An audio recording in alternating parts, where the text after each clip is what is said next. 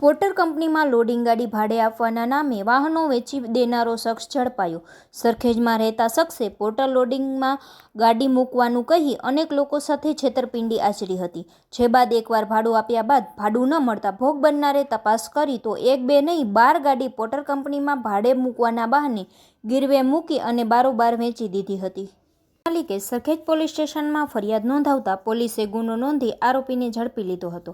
આરોપીએ અત્યાર સુધીમાં 30 વાહનો મેળવી અને વેચી દીધા હતા, જેમાંથી 17 જેટલા વાહનો પોલીસે કબજે કરી અને તપાસ હાથ ધરી હતી.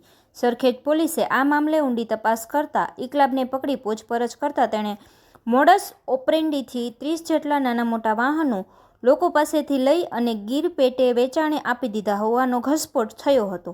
પોલીસે અલગ અલગ ટીમો બનાવી અને 26.50 લાખના 17 વાહનો ગણતરીના સમયમાં જ શોધી કાઢ્યા હતા અને હાલમાં વધુ તપાસ શરૂ છે.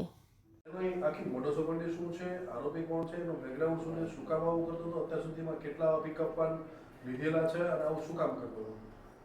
ગઈકાલે સરખેજ પોસ્ટે ખાતે ઇકબાલભાઈ રહીમભાઈ સિપાહી કે જે વેજલપુરમાં ફતેવાડી એરિયામાં રહે છે, કે જે ઓટો કન્સલ્ટન્ટનું એક કામ કરતા હતા, તેમની કાલે એક વાહનોની છેતરપિંડીના ગુનામાં ધરપકડ કરવામાં આવી છે.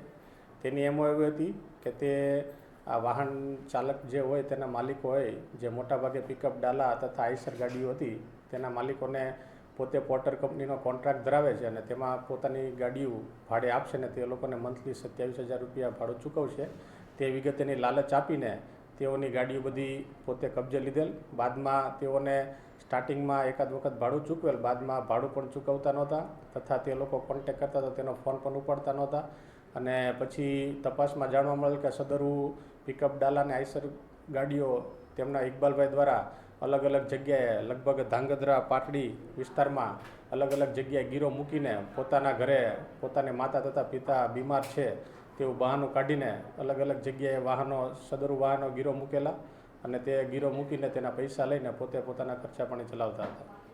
કેટલા સમયથી આ આરોપી આવું કરતો હતો? એનું બેકગ્રાઉન્ડ શું છે? ક્યાંનો રહેવાસી છે? શું કરે છે?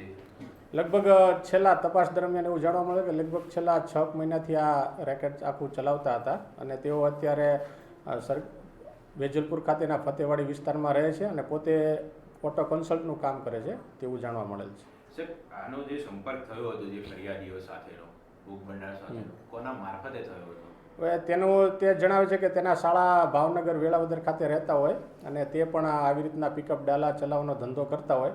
એટલે તેના સૌપ્રથમ તેને એવું જણાવેલ કે ભાઈ મારી પાસે આવી ઓટો કન્સલ્ટી છે તો તમે અહીંયા વાહન મૂકો. તો તેના દ્વારા પણ તેની સાથેના બીજા વાહનોનો જે ધંધા કરતા હોય તે લોકોને અત્રે વખતે વાહનો આવી રીતના પડાવી લીધેલ અને સૌપ્રથમ ઉકાભાઈ ઘેલાભાઈ નામના વ્યક્તિ દ્વારા આશરે લગભગ 12 થી 15 વાહનો તેના પોતાના ગ્રુપના કે જેઓ તમામ વાહન ચાલકનો ધંધો કરતા હોય તેના દ્વારા આ ઇકબાલભાઈને આપવામાં આવેલ અને પછી આ વાહનોની તેને અવારનવાર ઉઘરાણી કરતા વાહનો પણ પરત કરેલ નહીં તથા ભાડું પણ આપતા નહોતા. તેથી સરખેજ પોસ્ટે ખાતે આવેલ કે તેથી તેની વિગતવારની ફરિયાદ લેવામાં આવેલ અને ફરિયાદના આધારે આરોપીની ધરપકડ કરી આશરે 16 થી 17 વાહનો અત્યારે હાલના સમયમાં રિકવર કરવામાં આવેલ છે અને બીજા વાહનો રિકવર કરવા માટેની તજવીજ શરૂ છે.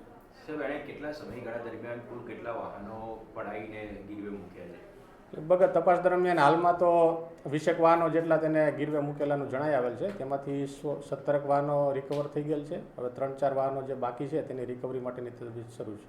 સાહેબ, શું બાનું કરીને ગીરવે મૂકતો હતો? જેની પાસે મૂકતો હતો એની પાસે કેટલા પૈસા બધા પાસે? આનામાં તો પોતાની એમો એવી હતી કે પોતાના ઘરે પોતાના માતા તથા પિતા બીમાર છે ને પોતાને મેડિકલ ઇમરજન્સી હોવાનું કારણ બતાવી પોતે પૈસા લેતો હતો અને આશરે 1.5 થી 2 લાખ રૂપિયામાં આ પિકઅપ ડાલું ત્યાં ગીરવે મૂકી દેતા હતા કે પૈસા થઈ જશે પછી હું તમને પરત કરીને ગાડી છોડાઈ જઈશ તેવી એમોથી કામ કરતા હતા. ના, હાલ પૂરતો તો તપાસ કરતાં કોઈ ગુનાહિત ઇતિહાસ જણાઈ આવેલ નથી. બધું તપાસ શરૂ છે. ઓકે.